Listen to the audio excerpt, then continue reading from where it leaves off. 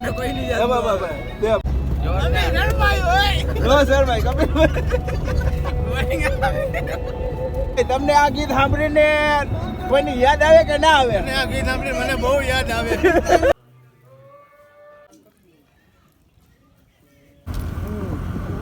જય શંકર મહારાજ મહાદેવ. તો તમારું ફરી સ્વાગત છે આપણે એક નવા વ્લોગમાં. ને આજે આપણે જવાનું છે 100 થી 150 કિલોમીટર દૂર એક પવિત્ર જગ્યા ઉપર જવાનું છે. ને આપણે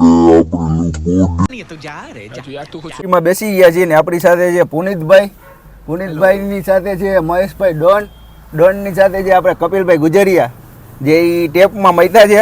કેમ કે આપણી ઓડી જે ગામની માગેલી ગામના ગાભાને આપણા માભા છે. પાગલ કુત્તે કા ગાડી ઉઠા કે લે જાયેગા બતા રહા હે. એટલે એમાં ટેપ વાગતું નથી. કપિલભાઈ ટેપ હરખું કરે છે. ટેપ હરખું થાય એટલે આપણે પાછા નીકળી જઈએ જગ્યા ઉપર.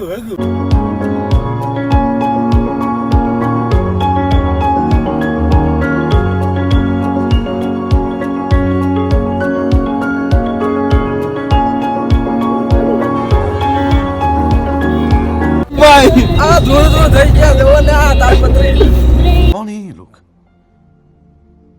कहां से आते हैं?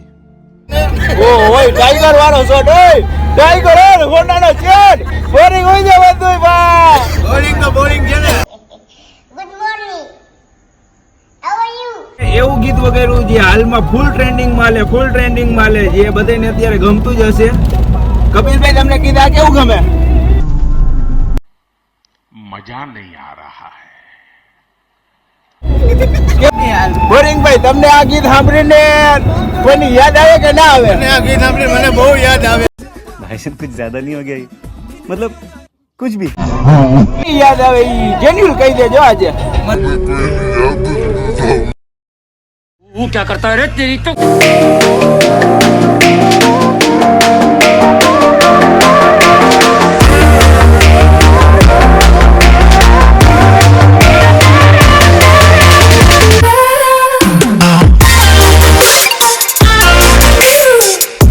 મોરાણા શનિદેવ હાથલા આપણે પહોંચી ગયા છીએ ને અહીંયા ગોશાળો પણ છે. અને અંદર જતા જ તમને જોવા મળશે શ્રીફળની રેકડીઓ, જેમાં હાર છે, અગરબત્તી છે, તેલ છે, એ બધું આપશે. ને આપણે ફાઇનલી આપણે લઈ લીધું છે.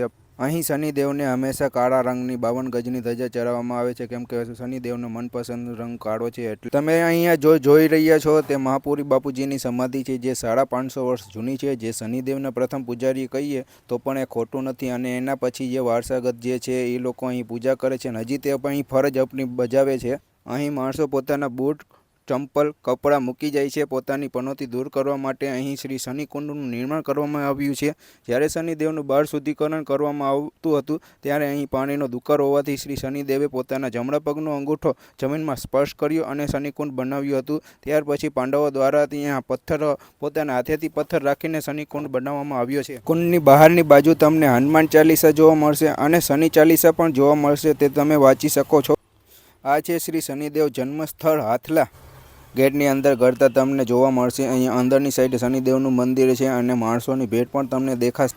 અહીં ડાબી બાજુ તમને શ્રી ગણપતિની મૂર્તિ જોવા મળશે. અહીં જમણી બાજુ તમને હનુમાનજી બિરાજદાર દેખાશે, જે અહીં પનોતી દેવી એના પગે હોય એવું કહેવામાં આવે છે. મંદિરની અંદર જતા જ આપણે શનિદેવના બાળ સ્વરૂપના દર્શન થાય છે, જે હાથી ઉપર બિરાજમાન છે. તેમજ આપણને કાળ ભૈરવના દર્શન થાય છે. તેમજ સારાસતી વર્ષ પનોતી દેવીના પણ દર્શન થાય છે. 2.5 વર્ષના પનોતી દેવીના પણ દર્શન થાય છે. અને આ મંદિર 10,500 વર્ષ જૂનું હોય એવું પણ માનવામાં આવે છે. શનિદેવના દર્શન કરીને બહાર આવતા જ આપણને મહાદેવની શિવલિંગ જોવા મળશે. આપણે પણ બેલીપત્ર લઈને મહાદેવની પૂજા કરી લીધી છે. મંદિરના દર્શન કરીને તમે સામેની બાજુ જોશો તો એ સુંદર મજાનું એક તમને લેક જોવા મળશે.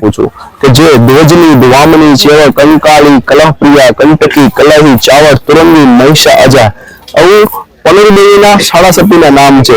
વિજય શનિ મહારાજના 10 નામ છે. નમઃ કોણસ્ત પિંગલ બ્રહ્મ પ્રભુ રોદ્રાયંતકો યમઃ શૌર સનિશ્ચર મંદ એતાને 10 નામાને પિરાનો કદાચિત ભવિષ્ય. આ નામની સ્તુતિ કરવાથી તમારી રાશિમાં રહેલી સાડાસતી તેમજ 2 વર્ષની પનોતી દૂર થાય છે અને પીડાઓ ઓછી થાય છે. આપણે શનિદેવની પ્રસાદી લઈ લીધી છે. હવે શનિદેવના દર્શન કરી લીધા છે.